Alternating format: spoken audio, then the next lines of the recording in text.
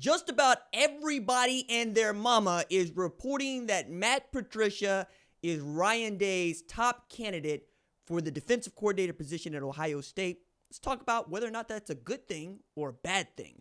What's up, kinfolk? It's RJ Young. I am not on a step mill. If this is your first time watching the #1 college football show, welcome. Thank you for joining us here. We talk college football 24/7, 365 days a year, and lately it's been a Buckeye radio hour here, as there's been all sorts of news coming in and out of Ohio State with the coaching changes that have been made necessary by guys moving on, right? Chip Kelly goes to Las Vegas to coach the Raiders as an offensive coordinator. Jim Knowles basically goes across the street from Ohio State to Penn State to become the highest paid coordinator in the history of the sport. And then you got the best position coach maybe in the history of Ohio State, and receivers coach Brian Hartline elevated to offensive coordinator and play caller for the first time. Keenan Bailey, tight ends coach, has been elevated to co-offensive coordinator, and Billy Fessler, who joined last July as an offensive analyst, is now the quarterback coach.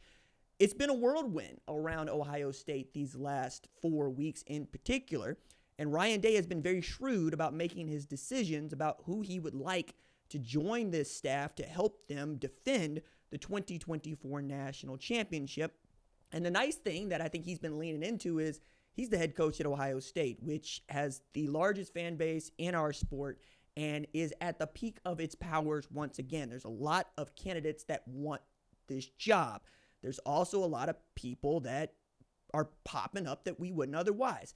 It's very clear to me, Matt Patricia is coming from the NFL, which is one of the things it seems Ryan Day really wanted. Joe Cullen was a guy that many thought might accept this job until it looks like he's going to re-sign with the Kansas City Chiefs following their Super Bowl loss to the Philadelphia Eagles. And this is a man who had been a defense coordinator in the NFL, maybe wants to wait on one of those spots to open up, or just keep coaching Chris Jones and George Karlaftis on the defensive line, which, by the way, ain't that bad a job. Matt Patricia, though, top line, man, is 3 Super Bowls, right? And you know where he's coming from. He made his name as the defensive coordinator for Bill Belichick and the New England Patriots. Didn't go so well as the head coach of the Detroit Lions, but the Lions found out the kind of guy that they needed by getting off of Matt Patricia and on to Dan Campbell, who has probably got the highest Q rating of any head coach in the NFL today, given what he means to the fans there and given just kind of what kind of a personality he is. And his last 2 coordinators have become head coaches, Ben Johnson at Chicago and, of course, Aaron Glenn at New York. In Patricia, though, it's not necessarily the kind of hire that I think is going to move that many people in the same way that I don't think the Bill O'Brien hire about this time last year was moving folks. Another guy that came from the NFL, won Super Bowls, had been an offensive coordinator at Alabama and had a lot of success, been a head coach at Penn State, had some success, and took the job as the head coach at Boston College because it feels like that's what he needs to do. That's the mold I think Matt Patricia is in here. I think he would be the Chip Kelly kind of hire where you get to have this guy for perhaps a year. Maybe you go win a national championship with him and he goes back to the NFL because that feels like where he wants to be. I think Ohio State would be an interesting spot for him. But this is an opportunity for Ryan Day to go pull one of those guys from the NFL that he's always enjoyed and perhaps is giving him fits when he's in a film room trying to diagnose how to go at the weaknesses of a defense that might not have much. Or Matt Patricia, I think, like Bill Belichick, has been very good at making the most of a limited skill set of talent. Or in this case, maybe he could find some different ways to unlock some of the more talented players at Ohio State, and you get to sell, we're not just bringing in a defensive coordinator, we're bringing in a defensive coordinator with pedigree, who has coached for the best NFL coach who has ever lived in Bill Belichick, and who has had a lot of experience in college and in the NFL, and can prepare you for the next level in the way that you would like to be prepared. Because while I don't think that it's the end-all, be-all that it used to be for the NFL because you could not make any money in college until 2021, it's still the place where you want to go, and it's still the place where you're going to end up. And there's a reason why 126 million people watch the Super Bowl and about 20 million watch the national championship. Now, the Super Bowl is on broadcast television, and The national championship was on cable, but it's going to be on ABC sooner rather than later. So the number, I think, at best would double, but $50 million is basically still underneath the AFC and NFC championship games. Point here is that college football has a ways to go before it can get even close to being on par with the NFL, because nothing in this country is. We play football like Canada plays hockey, like Brazil plays soccer. That's what we do here. And Ohio State is at the top of the heap right now, and similarly then most of the time. I think most of what it is that I'm interested in with the Matt Patricia aspect of this is, will he say yes to this? Because I don't think it's a guarantee. And while Day talked to the Columbus Dispatch saying, look, we got candidates, and I hope to have the job basically filled by the weekend, if not early next week, it seems that it's up to Patricia, who's mulling over other offers and what it could look like for him, I think, at Ohio State. Maybe he's even asking more questions, because you know what's enticing about coaching at Ohio State. You're going to have the resources that you need to win, and you're going to have really great players.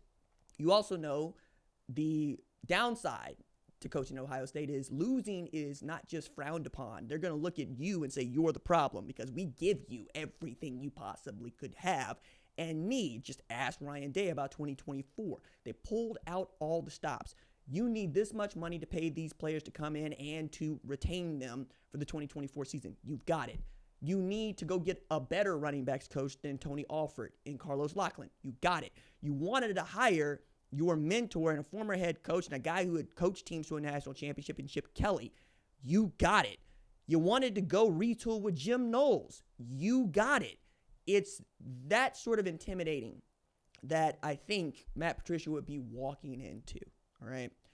I think that some guys just ain't built for it, and some guys would like a little bit more leeway, a little bit more rope to make some mistakes along the way. And again, it ain't for everybody, right? I think Ryan Day demonstrated that he can hold up for this, and he'd embraced it. Even a couple of years ago, coming off of the loss to Georgia in the college football playoff semifinals, people were talking about, is he the guy to be the head coach at Ohio State? He says, look, that's what you sign up for when you take the job. It's also why they pay him $12.5 million annually. It's not so, you can compete with Kirby Smart and Dabo Swinney for salary, although there's something to that. It's more like we know who to blame if the season does not go the way that the majority of fans believe it should go. That's not the lunatic fringe. That is the majority. So check it out. If you go 7-5 in 2025, that ain't going to float. That ain't going to float. And if Matt Patricia's defense is bad, that ain't going to float. Meanwhile, perhaps, he can go back to doing underdog fantasy stuff, do a little bit more of what it is that I do here and talk about college football.